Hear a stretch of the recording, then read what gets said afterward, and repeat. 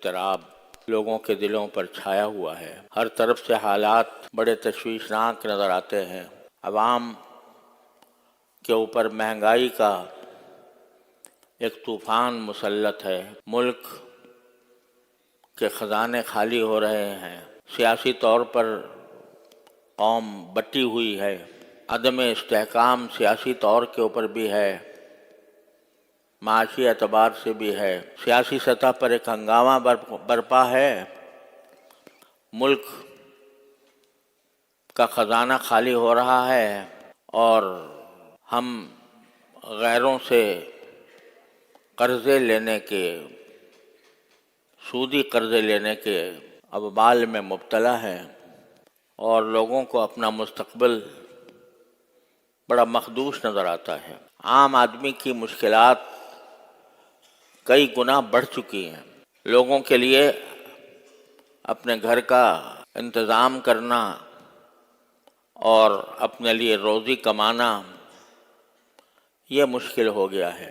بے روزگاری کا بھی فتنہ ہے جو پورے ملک کے اوپر مسلط ہے۔ ایسے حالات میں ایک عام آدمی کیا کرے؟ عام آدمی کے ہاتھ میں نہ سلطنت ہے، نہ حکومت ہے، نہ اقتدار ہے، نہ اس کے پاس وسائل ہیں کہ وہ ان حالات کو درست کر سکے۔ تو جب اس قسم کے حالات پیدا ہو جائیں، جب ایک انسان کے لیے ملک کی بہتری کا کوئی وسیلہ موجود نہ رہے، تو اللہ تبارک و تعالیٰ نے ایک نسخہ بتایا۔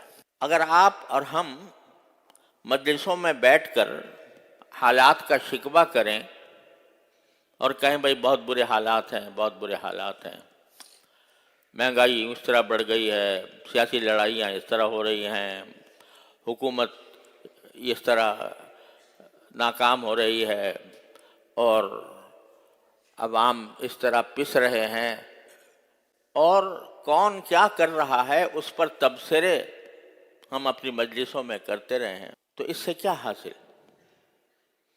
اس سے حالات بدل نہیں سکتے۔ اگر ہم اپنی مجلسوں کو ان تبصروں سے آباد رکھیں اور برائی کا شکوہ کرتے رہیں، تو اس سے کوئی حالات میں کوئی تبدیلی نہیں آ سکتی۔ لیکن ایک کام ہے جو ہر آدمی کے کرنے کا ہے، ہر مسلمان کے کرنے کا ہے، اور وہ بڑا منطقی اور بڑا عقلی اور بڑا حکیمانہ طریقہ وہ یہ ہے کہ بھائی تم دوسروں کو خرابی سے روکنے کی تمہارے اندر طاقت نہیں ہے۔ اگر کوئی دوسرا آدمی ملک کی تباہی کا کام کر رہا ہے تو آپ کے پاس طاقت نہیں ہے کہ اس کا ہاتھ پکڑ لیں، لیکن ایک کام آپ کے اپنے بس میں ہے، اس کی طرف توجہ دو۔ وہ کیا ہے؟ وہ یہ کہ تم خود اپنے آپ کی طرف دیکھ کر، اپنے حالات کا جائزہ لے کر، جہاں جہاں تم اپنے زندگی میں غلطی کر رہے ہو، کم از کم اپنے آپ کو اس غلطی سے بچا لو۔ آج اگر ہم یہاں 1500 آدمی موجود ہیں اور ہم میں سے ہر ایک یہ تہیہ کر لے کہ میں اپنے آپ کو ٹھیک کروں گا، یعنی میرے اندر جو غلطیاں پائی جا رہی ہیں ان کی اصلاح کروں گا، ان کو درست کروں گا۔ اگر یہ 1000 آدمی یا 2000 آدمی جو بھی ہیں، وہ اگر یہ تہیہ کر کے اپنی اصلاح کی طرف لگ جائیں تو 1000-2000 آدمی ٹھیک ہو گئے۔ اور اگر ہر مسجد سے، ہر ممبر سے، ہر علاقے سے یہ پیغام ساری دنیا کو پہنچایا جائے کہ بھائی تم دوسروں کی فکر چھوڑو اور اپنی فکر کرو، اپنے حالات کو درست کرو، تو اللہ تبارک و تعالیٰ کے بتائے ہوئے اس حکم کے نتیجے میں رفتہ رفتہ معاشرے کے حالات درست ہوتے چلے جائیں گے۔ ایک آدمی تجارت کر رہا ہے، تجارت کرتے ہوئے یہ رسول کریم سرور دو عالم صلی اللہ علیہ وسلم نے یہ ارشاد فرمایا کہ اگر کوئی شخص کوئی چیز بیچے اور اسے پتا ہو کہ اس میں کوئی عیب ہے، کوئی نقص ہے، کوئی کمی ہے، اور وہ بیچتے وقت خریدار کو اس عیب کے بارے میں نہ بتائے، بس بیچ دیا، سوچا اچھا چلو نکل گئی چیز، آنکھوں پر دھول ڈال کر کوئی چیز بیچ دی۔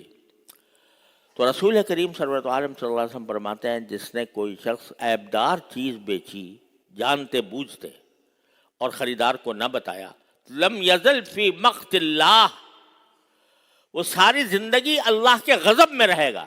لم یزل فی مقت اللہ، لم یزل کا لفظ ہے کہ اللہ کا غضب اس کے اوپر مستقل رہے گا زندگی بھر، کہ اس نے ایک عیبدار چیز بغیر اس عیب کو بتائے فروخت کر کے دھوکہ دیا، یہ حرام کام کیا، حرام کام کیا، اس کی وجہ سے جو پیسے لیے اس پیسے میں حرام مل گیا، اور اس پیسے سے جو خریدے گا سامان اور جو رزق کھائے گا اس میں حرام کی آمیزش ہو گئی، اور وہ جو لقمہ کھا رہا ہے اس کا ایک حصہ حرام ہو گیا۔ کتنے ارشادات ہیں نبی کریم سرورت عالم صلی اللہ علیہ وسلم کے اس بات پر کہ حلال کھانے کے لیے کا اہتمام کرو، حرام سے بچو۔ تو میرے بھائیوں، اس کو مایوس ہونے کے بجائے اور مایوسی پھیلانے کے بجائے اس طرف متوجہ ہو ہر انسان کہ میرے کرنے کا جتنا کام ہے اس کو میں ٹھیک انجام دے دوں، اللہ تعالیٰ کی رضا کی خاطر، اخلاص کے ساتھ، صدق کے ساتھ، تو کچھ بعید نہیں ہے کہ اللہ تبارک و تعالیٰ ہمارے حالات تبدیل فرما دیں۔ ما بقوم حتی یغیروا ما بانفسہم، اللہ تعالیٰ قوم کے حالات اس وقت تک تبدیل نہیں کرتا جب تک کہ وہ خود اپنے حالات تبدیل کرنے کے لیے تیار نہ ہوں۔